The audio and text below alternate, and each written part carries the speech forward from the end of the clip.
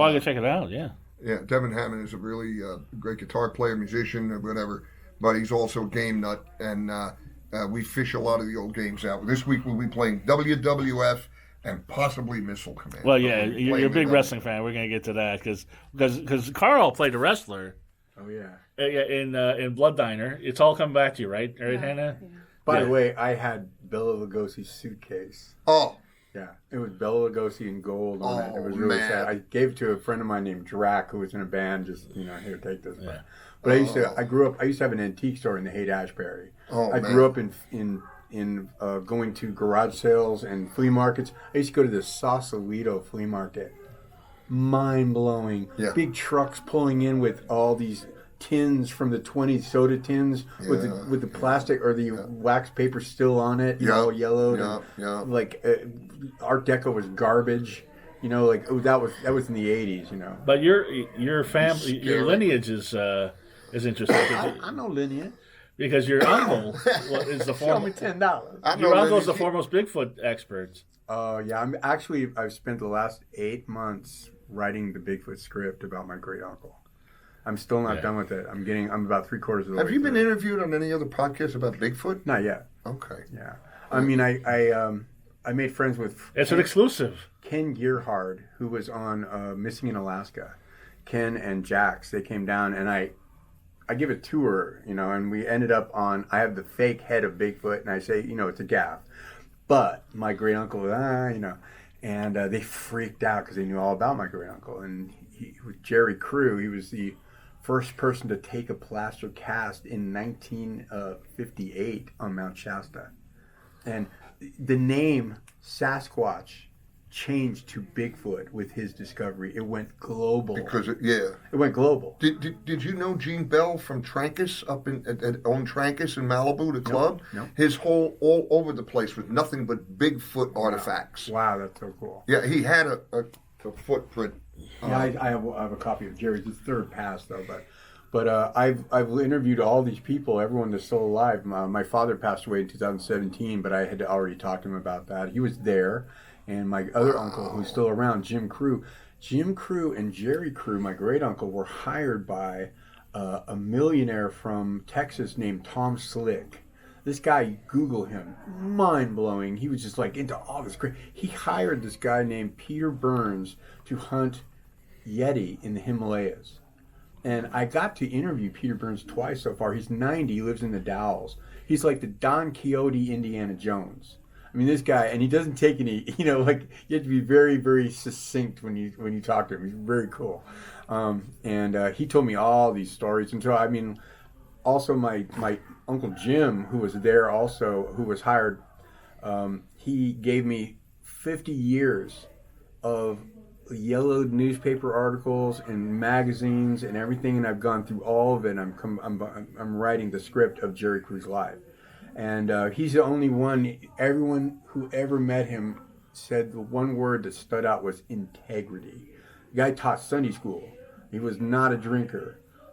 He could fix anything. And I still, I'm friends with his kids. Wade and Hiram. And it's kind of a collaborative. When I'm finished with the first draft, I'm sending it to all of them so to say anything else they can put in. But just amazing stories. Well, what's the artifact that you've seen that really convinced you to go? Because everything I've seen is kind of, I haven't seen near what you've seen. Well, I saw the fake movie and the footprints and things like that. You see, the thing is, this whole script is going to be about taking the truth that's grown into a legend, right, and paring it back down to show the truth. Okay, because the irony is, my uncle never saw them. My great uncle never saw them. Only heard them. They found feces. And they sent it to Berkeley. Okay. And they had it examined. Analyzed, yeah. And what they said was, they couldn't figure out what it was from, but it was either from a human or an ape, and because it carried the same type of bacteria that only is in here. It's like, but that's nothing compared to all the other artifacts and stuff. There's just so much. It's unbelievable. The famous film of the Bigfoot walking. Gimlin film, yes. Is that? That's absolutely real. And, I thought so, because a human guy could not put that on and walk with that kind of gait. Thank you. That you said the correct word. Also, my great uncle drew the map for Bob Titmus. I love saying that name, Titmus. Yes. That's almost as good as Jerry Slick. Yeah, there you go. Who gave it to Gimlin. Wow. And this was like right in the same area where he got this. So, yeah.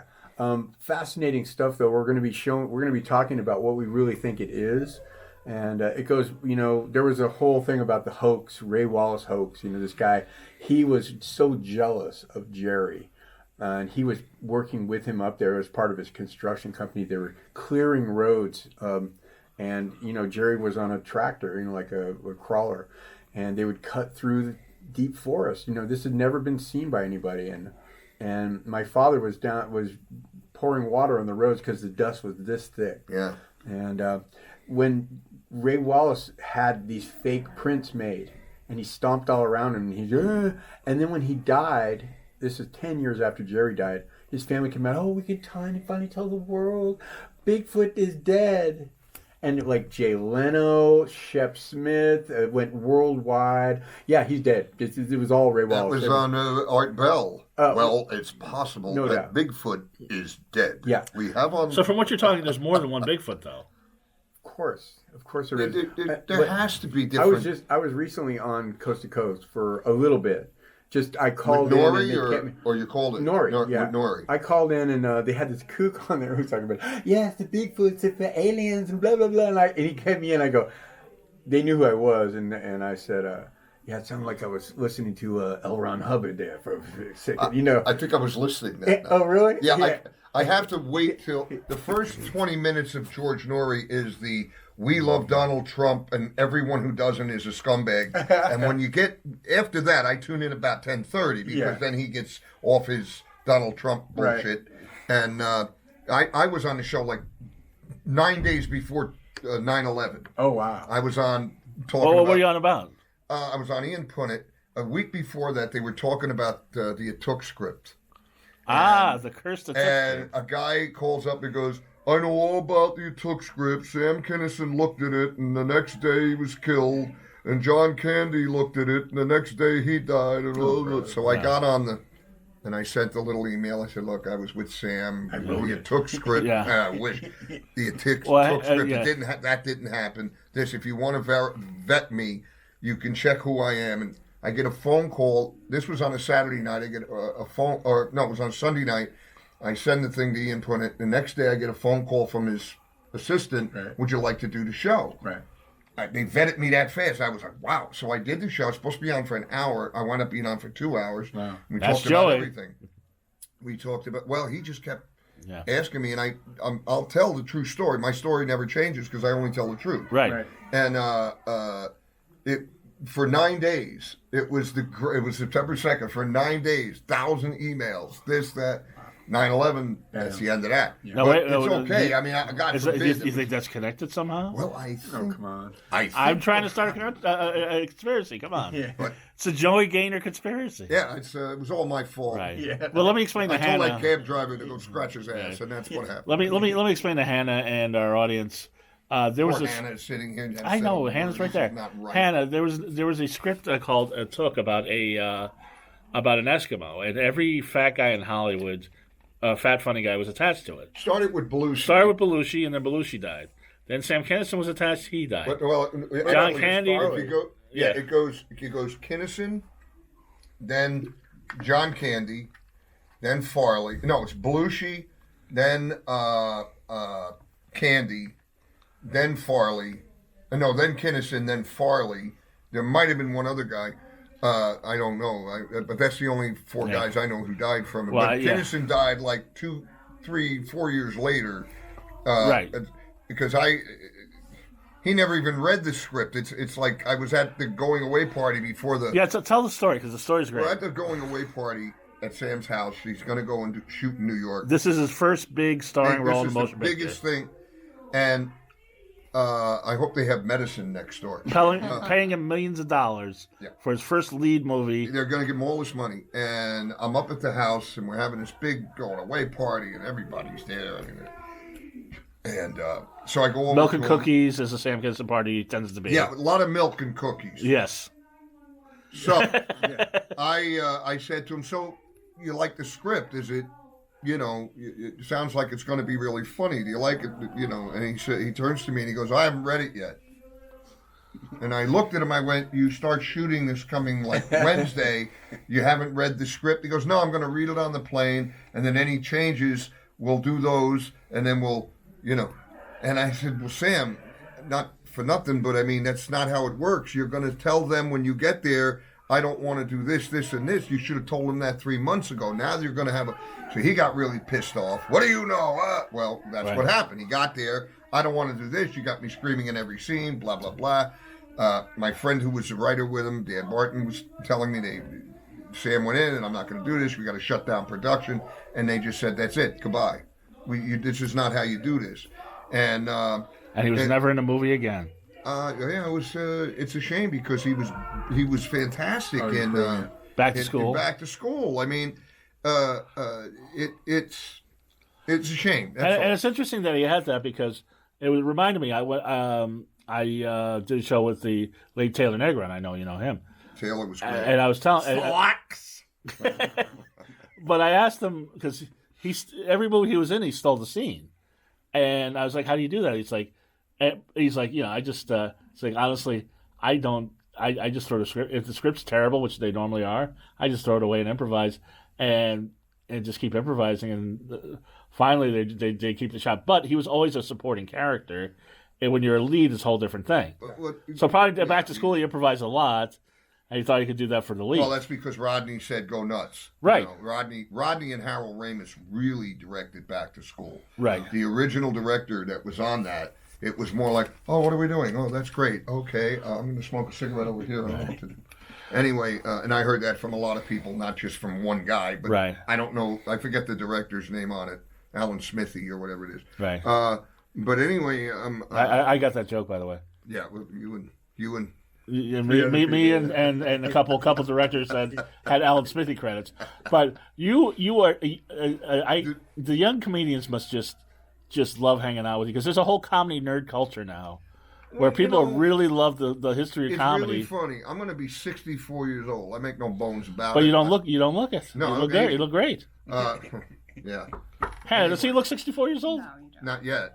Anyway. Yeah. But.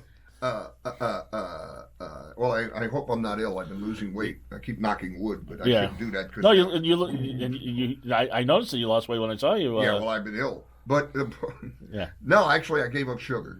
As Good. That'll do it. I got rid of white sugar, and it helped a lot. It really changes your whole life. Right. It brings a zhuzh down to. It got rid of all of that, and I don't care about a lot of stuff I used to. Like what did Trump say? Oh, now I could care less. I'm not voting for him, so what's the difference? Yeah. I'm not going to waste all that time. What was we talking about? No. You are a virtual history of comedy. You told me that when your first time doing stand up was at the Comedy Store. Very first time. And Mitzi Stewart passed you. What happened was in 1975. I went to see Freddie. I went to see Helen Reddy at the amphitheater. My uncle was a ticket broker. A big one here in LA. So he took us to the amphitheater, but Freddie Prinz was opening for Helen Reddy. So we were really there to see Freddie Prinz. Wow. And I got to see Freddie Prinz. The only other live stand-up I'd ever seen was when I was a little kid. I stood on a milk box in front of at the back window of the Club Miami in Keensburg, New Jersey, and watched Rodney. Oh, wow. And then I thought I could get away with the second show, and a big meaty hand was on my neck. Hey, kid, you can't stand here in the alley. I'm good. Well, so that was the end of that. But anyway, I saw Freddie Prinz. And then that October, the following, it was in August of 75, October 75, Richard Pryor does a week at the Pantages. And I go to see him 3 nights. And I'd never seen anything like that. Pryor came out, and this is right after Patty Hearst and everything. And Pryor walks out on stage, silence. And he goes, Patty Hearst, bitch got some dick and went crazy. And the place went nuts. And I'd never seen anything like that. So I watch him. And then I said, I heard there's this place called a Comedy Store, and Richard Pryor hangs out there. Right. So I start driving I'm barely 20 years old. I'm driving to the Comedy Store every night. I'm sitting there, Right. and I see this guy, Paul Mooney, who wrote for Richard Pryor. who wrote for Richard Pryor. But I didn't know that. Yes. And I'm like, wow, I thought Pryor was crazy. This guy's really wild. Right. So now every night I'm at the Comedy Store like it's night school. And I keep going and going until March of 76. I wanted to go on, and I had the greatest thing ever happen. I went over to Steve Landisberg, Dietrich on From Barney Barney Miller, yeah. and I was a big fan of his, and I said to him, he was great. Open mic nights. This